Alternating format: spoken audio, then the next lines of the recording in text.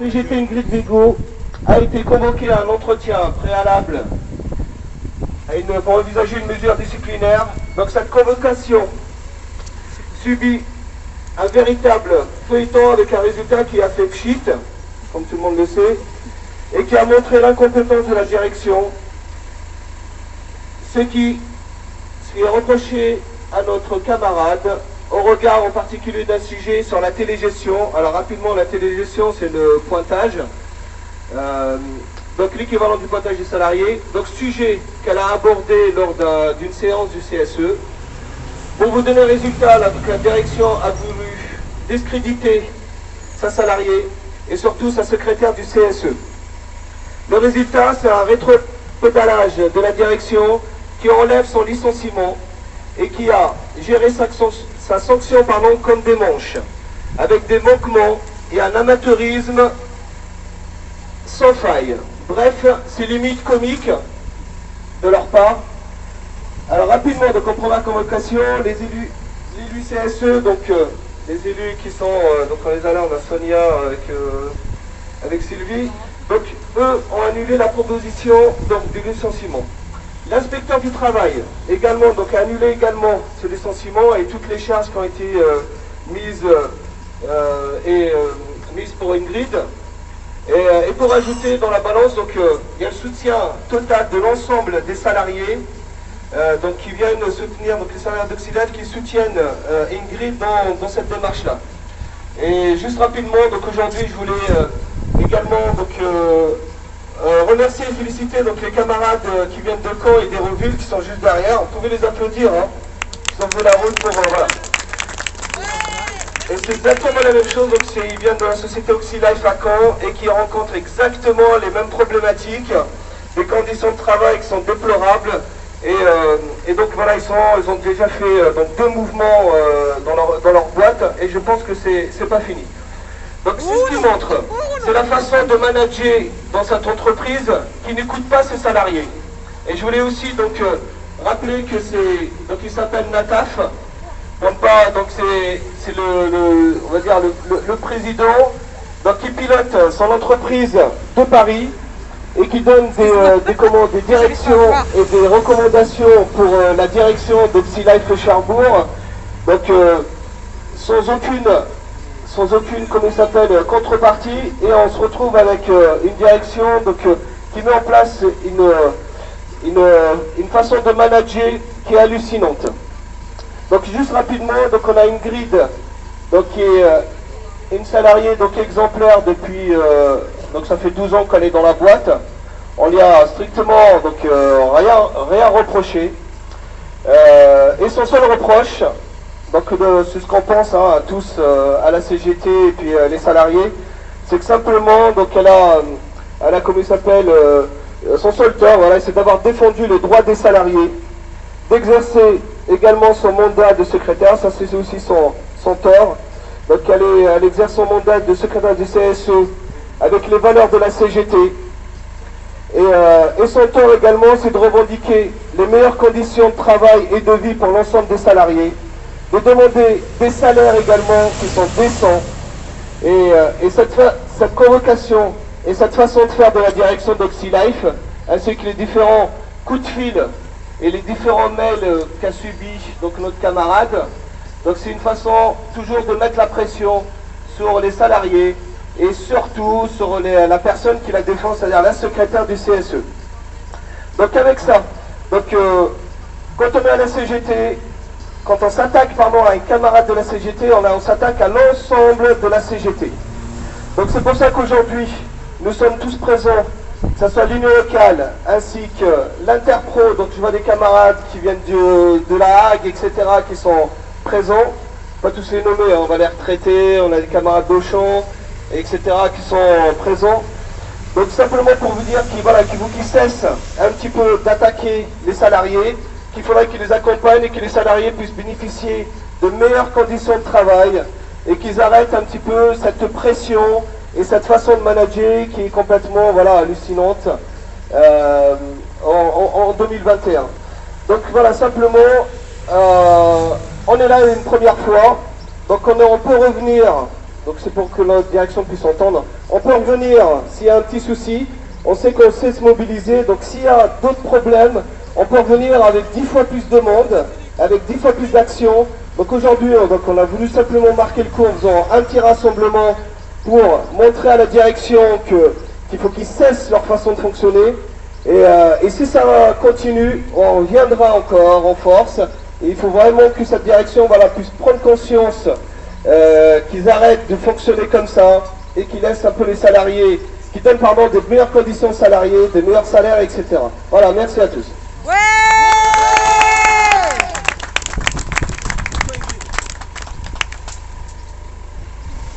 Eh ben, merci déjà d'être tous venus à ce mouvement qui est important pour nous tous.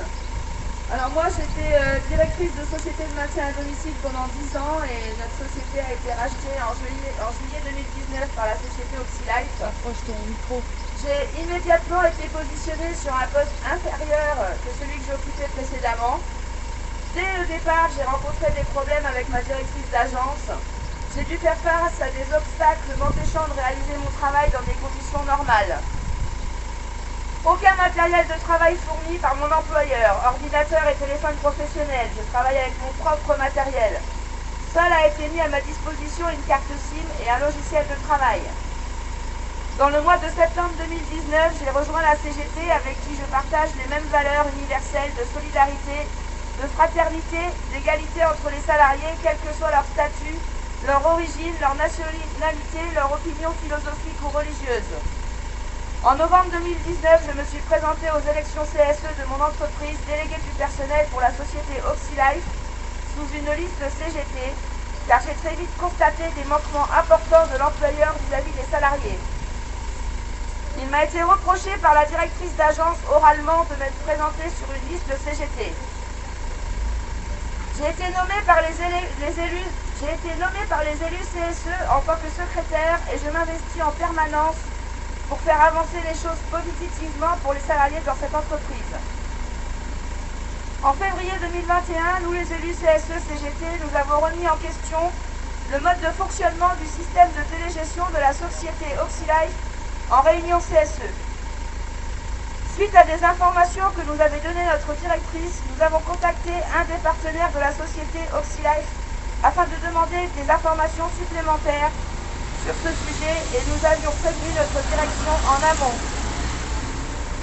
Cette démarche m'a été reprochée comme une action à titre personnel dans le cadre de mon activité professionnelle. Après cette démarche, mon employeur a mis en place une procédure de licenciement pour faute grave ou lourde à mon encontre avec mise à pied conservatoire de 4 semaines. Les faits qui m'ont été reprochés constituent, de par leur mauvaise foi, de la discrimination syndicale et une atteinte à mon mandat d'élu. Mon employeur a retiré sa demande de licenciement la semaine dernière et m'a appliqué une mise à pied disciplinaire de 3 jours à la place. Il s'agit encore d'une procédure illégale que j'ai bien sûr contestée. Je voulais par mon intervention de ce jour dénoncer des procédés utilisés par cet employeur qui a peu de considération pour ses employés et n'hésite pas à faire des démarches pour se débarrasser de ceux qui pourraient le déranger dans ses agissements. Cette entreprise rachète des structures concurrentes pour mieux asseoir son hégémonie dans le domaine du maintien à domicile et est très peu regardante sur les conditions de travail de ses salariés. Voilà. Ouais. Je vous remercie pour cette place. Bravo Ingrid.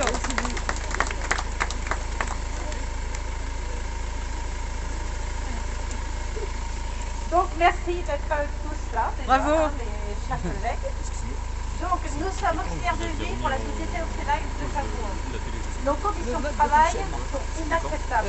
Tout d'abord, nous n'avons pas de prévoyance lorsque nous sommes en arrêt de maladie et très souvent les attestations de salaire que notre employeur doit envoyer sous 48 heures ne sont reçues par la CPAM que plusieurs jours, voire semaines plus tard.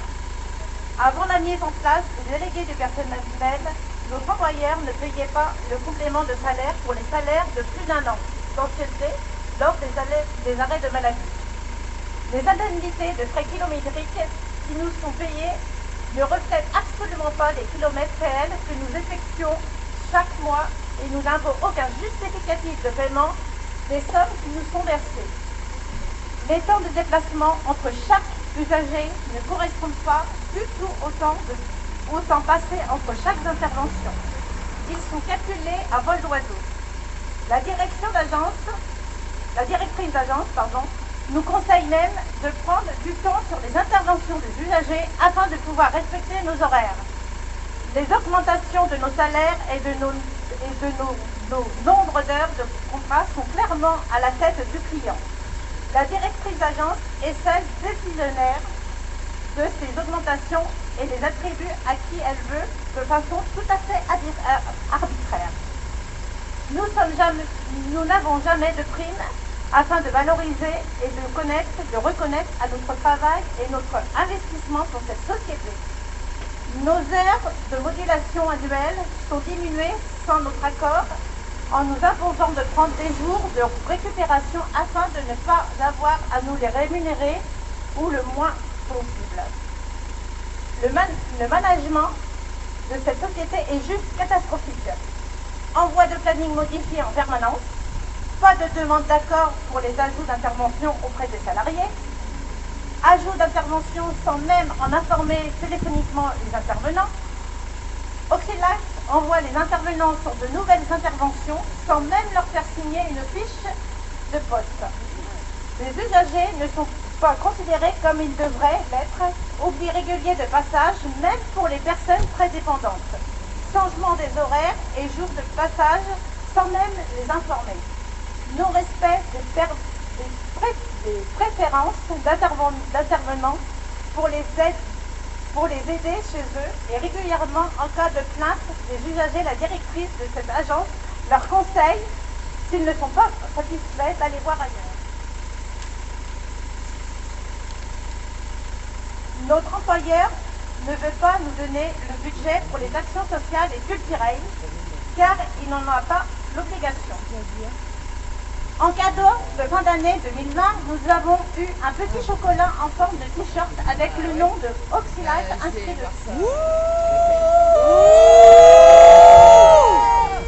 Concernant les EPI, il y a un an, notre employeur prétendait ne pas avoir l'obligation d'en fournir et informer les intervenants et les élus CSE que c'était aux usagers de fournir les EPI. Depuis quelques mois et après de nombreuses réclamations des élus, la société Oxylife distribue au compte-gouttes quelques masques et quelques gants aux intervenants. Cela est très insuffisant et concernant les gants, de notre taille n'est pas de votre taille n'est pas du M ou S.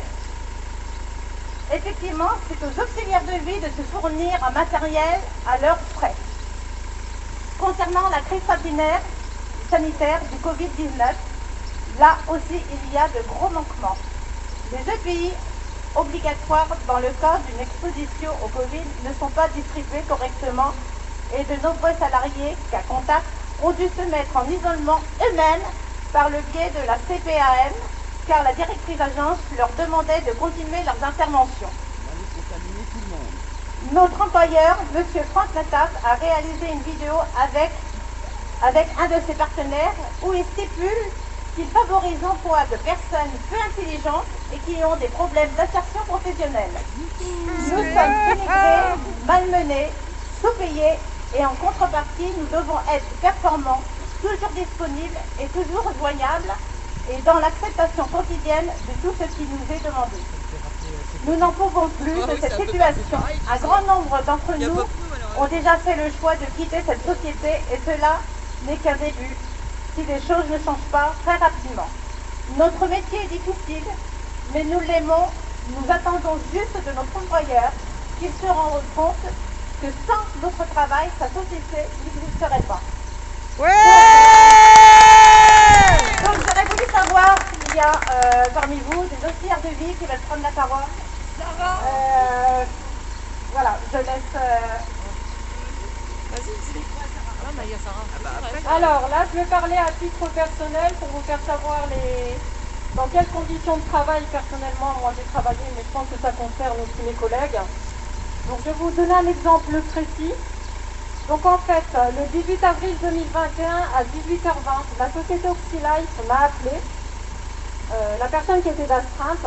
Cette dernière m'a informé que j'avais été en contact le jeudi 15 avril avec l'un de mes bénéficiaires qui est actuellement hospitalisé et qui testé positif à la Covid-19. Cette même personne m'a ordonné de venir au sein de la société alors que j'étais en repos, afin de récupérer des masques FFP2 pour ainsi me reprendre mon travail comme si de rien n'était, comme si c'était ça qui allait me protéger. Donc, soit le lendemain, le lundi 19 avril 2021, vous voulez que je retourne sur mon poste de travail en fait.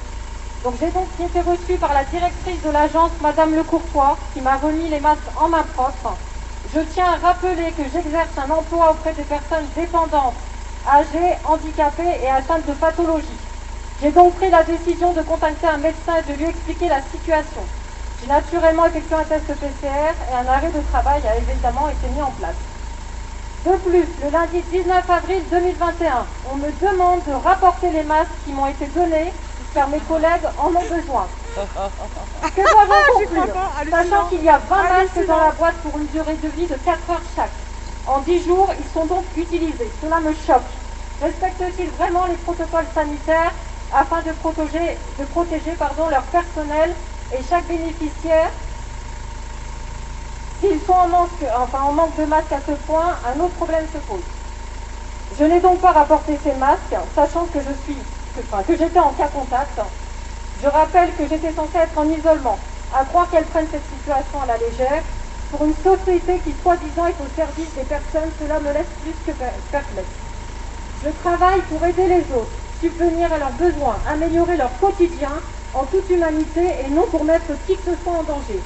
Trouvez-vous cela acceptable? Personnellement, je trouve cela irresponsable et honteux. Voilà, donc on assume toutes les conséquences que ce discours peut amener. De plus, je tiens à rappeler, un dimanche soir, vers 19h30, j'ai eu un problème de véhicule. J'étais avec mon fils de 4 ans. J'ai été en intervention avec mon fils de 4 ans pendant 1 heure, avec des personnes très malades et très dépendantes. Donc voilà, j'ai fait le nécessaire pour que mon fils ne soit pas choqué, mais la société est au courant et ils m'ont fait aller travailler quand même. Pareil, j'ai été en panne de voiture pendant plusieurs semaines. Ils m'ont prêté un véhicule de fonction. 48 heures appelées, ils m'ont rappelé pour me dire de ramener le véhicule de fonction. Soi-disant, il n'y en a qu'un. Il y en a 3-4 sur leur parking. Donc je pense que celles qui sont sur le terrain ont plus besoin de la voiture que celles qui sont dans le bureau. Voilà. Ouais!